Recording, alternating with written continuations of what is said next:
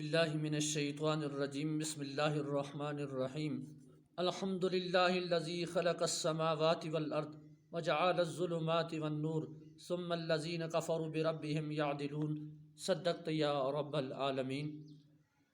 سورہ انعام یہ صورت مکی صورت ہے۔ اس کے اندر جو ہے کل آیات بینات 165 ہیں اور 20 رکوع پر یہ صورت مشتمل ہے۔ اس سورہ مبارکہ کے اندر حروف کی تعداد جو ہے وہ 2935 ہے۔ اس سورہ مبارکہ کی ابتدا اللہ رب العزت کے ببرکت نام سے ہو رہی ہے کہ اللہ تعالی ہی تعریفوں کے لائق ہے جس نے زمین و آسمان کو پیدا کیا، اور وہی ہے جس نے تاریکیوں اور نور کو بنایا، یعنی رات و دن بنائی۔ اور یہاں تاریکیوں سے مراد جو ہے وہ ظلمت اور نور سے مراد ایمان بھی معنی لیا جاتا ہے۔ آگے فرمایا کہ وہی اللہ ہے کہ جس نے پیدا کیا ہے انسان کو، اور وہی زمین و آسمان کی پوشیدہ چیزوں کے جاننے والا ہے، یعنی جو عمل بھی تم کرتے ہو اللہ رب العزت اس کے جاننے والا ہے۔ آگے رب العالمین نے فرمایا کہ زمین کی سیر کرو، دیکھو جو لوگ جھوٹے ہیں ان کا کیا انجام ہوا۔ اللہ رب العزت فرماتا ہے کہ جن کو ہم نے کتاب دی وہ اپنے آپ کو ایسے پہچانتے ہیں، وہ آپ کو یعنی آپ صلی اللہ علیہ وسلم کو ایسے پہچانتے ہیں جیسے اپنے بیٹوں کو پہچانتے ہیں، اور خسارہ اٹھانے والے ایمان نہیں لاتے ہیں۔ پھر آگے فرمایا کہ اے ایمان والو، تم فرما دو کہ میں نہیں کہتا ہوں کہ میرے پاس خزانوں کی چابی ہے، اور نہ ہی میں یہ کہتا ہوں کہ میں غیب جانتا ہوں، اور نہ ہی یہ کہتا ہوں کہ میں فرشتہ ہوں، بلکہ میں تو تابع ہوں اس کا جو میرے پاس وحی آتی ہے، اور تمام غائب کی چابیاں اللہ کے پاس ہیں۔ وہ جانتا ہے جو کچھ خشکی اور جو کچھ تری میں ہے، اور ہر گرنے والے پتے کو اور زمین کی تہ کے دانے کو بھی جانتا ہے، ہر خشک اور تر چیز جو چیز ہے۔ ولا رطب ولا یابس الا فی کتاب مبین، یعنی کتاب مبین کے اندر وہ لکھ دی گئی ہے۔ اللہ رب العزت کی وحدانیت اور بتوں کی تکذیب کے حوالے سے کچھ آیات بینات جو ہے یہاں ذکر کی گئی ہیں، اور فرمایا اللہ ہی ہے جس نے زمین و آسمان کو پیدا کیا اور کن کہہ کر پیدا کیا۔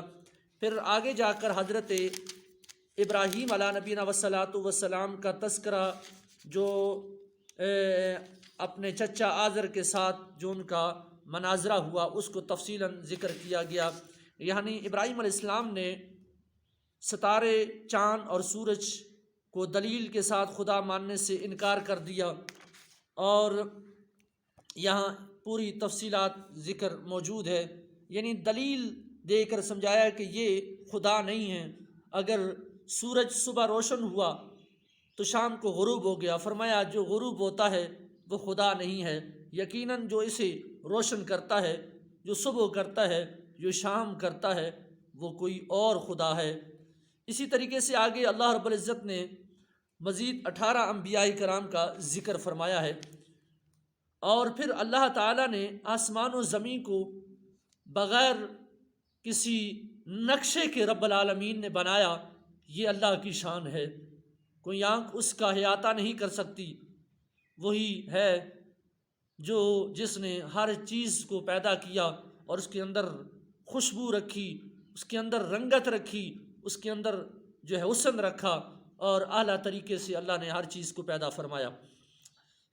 پھر رب العالمین نے آگے جا کر فرمایا کہ تم کافروں کے بتوں کو برا بلا نہ کہا کرو، کیونکہ وہ پھر اللہ کی گستاخی کرتے ہیں، وہ اللہ کی شان میں بے ادبی کے الفاظ استعمال کرتے ہیں۔ پھر مزید آگے کھانے پینے کی بات کی گئی کہ کھاؤ اس چیز کو جس پر اللہ کا نام لیا جائے، اور اس سے آگے حد سے آگے نہ بڑھا کرو۔ پھر فرمایا کہ جس پر اللہ کا نام نہ لیا جائے اس کو نہیں کھانا چاہیے، وہ تمہارے لیے جائز نہیں ہے۔ اور پھر مزید آگے فرمایا کہ اللہ رب العزت جب کسی کے لیے بلائی کا ارادہ فرماتا ہے تو رب العالمین اس کے لیے جو ہے وہ اس کا سینہ کھول دیتا ہے، اور اس کو رب العالمین اسلام کی اور دین کی سمجھ عطا فرما دیتا ہے، اور جس کو گمراہ کرنا چاہتا ہے تو اس کا سینہ خوب تنگ کر دیتا ہے۔ یہ اللہ رب العزت کا عذاب ہے اس پر۔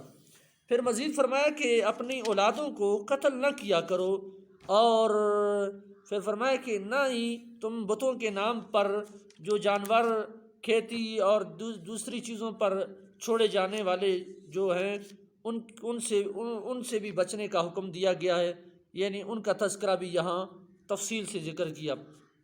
آگے رب العالمین نے فرمایا کہ فضول خرچی سے بچو، کیونکہ فضول خرچی جو بندہ کرتا ہے وہ شیطان کا بھائی ہے۔ مزید آگے فرمایا کہ یہاں آگے جا کر 8 نر اور مادوں کا ذکر، جس کے بارے میں ہندوؤں کا یہ عقیدہ ہے کہ ان کے یا تو نر ان پر حرام ہے یا مادہ جو ان کے پیٹ میں ہیں، اور وہ 8 جوڑے جن میں بیڑ، بکری اور اونٹ اور گائے وغیرہ کا جو ہے ان کا ذکر ہے۔ اچھا، 4 چیزیں جو حرام ہیں، جو اسلام نے حرام کی ہیں، ان کا ذکر بھی یہاں فرمایا کہ یہ چیزیں حرام ہیں۔ ایک تو مردار خون کا ذکر کیا کہ مردار خون جو ہے وہ حرام ہے، اور فرمایا پھر بیتا ہوا خون، یعنی مردار بھی حرام ہے، بیتا ہوا خون بھی حرام ہے، اور خنزیر بھی حرام ہے، اور غیر اللہ کے نام پر جو ذبح کیا گیا ہو وہ بھی حرام ہے۔ یہاں اس بات کا ذکر بھی کیا گیا ہے۔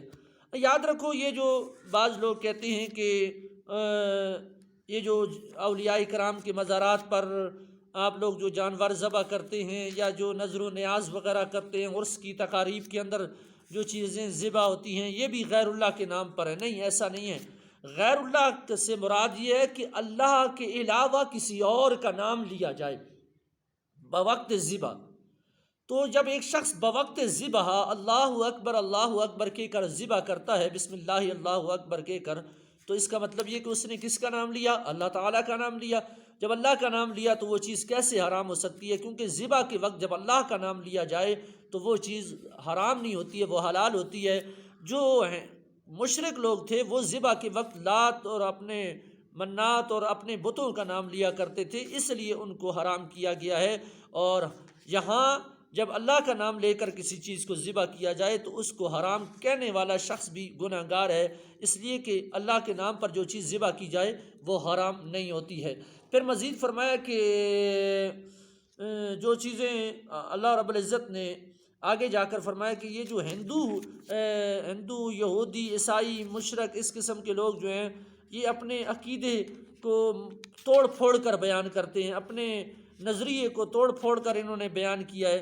تو اللہ رب العزت نے جو ہے نا اپنے محبوب صلی اللہ علیہ وسلم کو جو ہے نا انہی کی کتابوں میں سے توریت و انجیل و زبور سے ان کے حوالے دے کر اللہ رب العزت نے ان کو بتا دیا کہ میرے محبوب ان کی کتابیں پڑھ کر ان کو سناؤ کہ تمہارے عقیدے تو اصل میں یہ ہیں اور تم کس طرف بٹک گئے ہو۔ تم نے تو اپنے ہی کتابوں کے اندر اختلاف کر لیا، تم اپنے ہی نظریے کے اندر اختلاف پیدا کر کے تم پھر چکے ہو۔